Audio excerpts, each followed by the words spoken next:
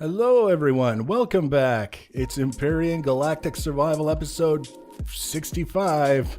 I'm Igneous, and today we're picking up exactly where we left off after the last episode, which is to say we're working on our hover vessel, the Manta, and we've done the transitions from the back to the side and the back to the underneath, and now today we're going to be focusing on the sides of the vessel and following the curve that bends around to the front, and then the transition from the sides to the underside. We could do like a 90-degree transition from the underside to the sides, and it would be justifiable in the sense that we want to get the most potential performance out of the hover engines as possible. The decision not to do it that way for me is a purely aesthetic design kind of decision that I've made, that I didn't want to do it that way. I wanted kind of a sloped transition from the sides to the underside to kind of follow along with everything that we've been doing up to this point. Now, it makes it a little bit more difficult in the sculpting sense because we have to make compound curves happen, and anytime we're talking about compound curves, we run into a situation where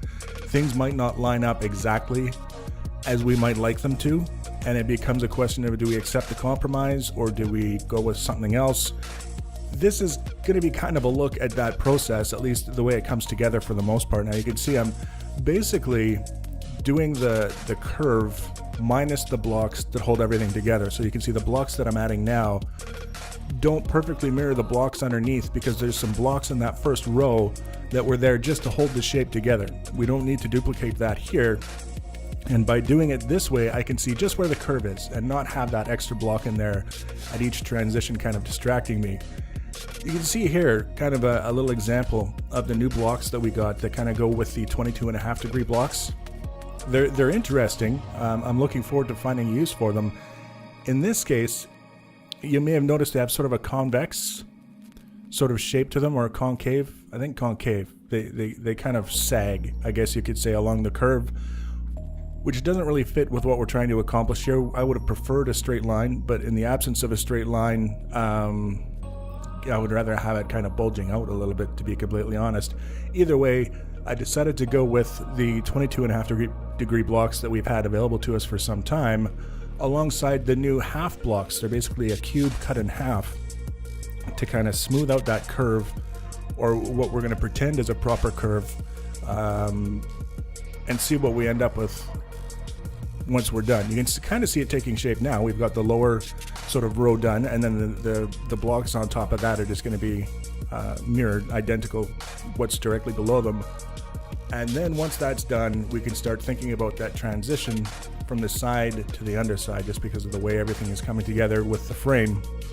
We only get a couple of blocks for this part of this side, and then we'll be moving on. See here, we're also using some of the new blocks. They basically create a 45-degree slope, but they come together in a way that you have one large block with just kind of one corner shaved off, and then you've got a couple of smaller blocks, or a single type of smaller block that goes together with those, and it gives us a little bit of flexibility in terms of how we're going to make things come together.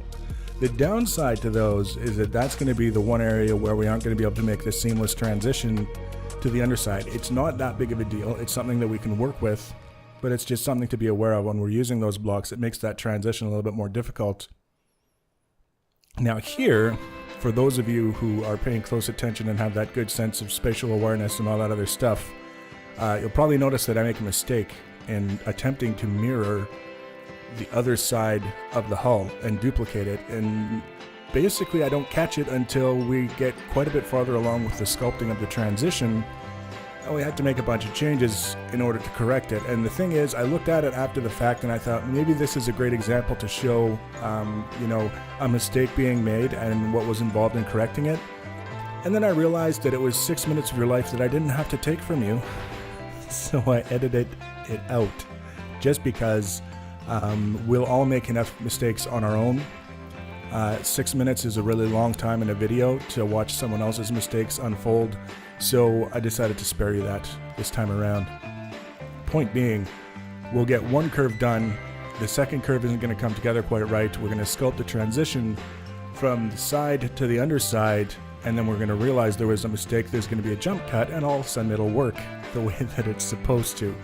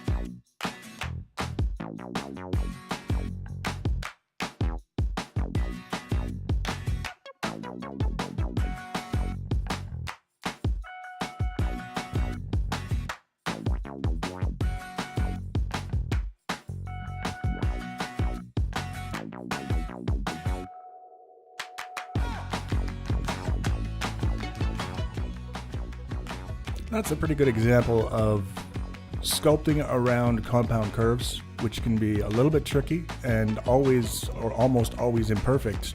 But in this case, I'm pretty happy with the way it worked out. We are still going to have to make those corrections that I was talking about. We didn't get quite that far. But the next episode, we're going to finish this off, and then we're going to be placing some of the functional elements and completing the underside of the vessel so that we can eventually flip it over and carry on and actually start working on the parts that you're going to see on a regular basis. So if you want to be notified about the next episode, the easiest way to do that is to subscribe to my channel or follow me on social media. Links for social media are always in the information section below the video. Feel free to leave your comments and feedback. Thanks for watching, guys, and take care.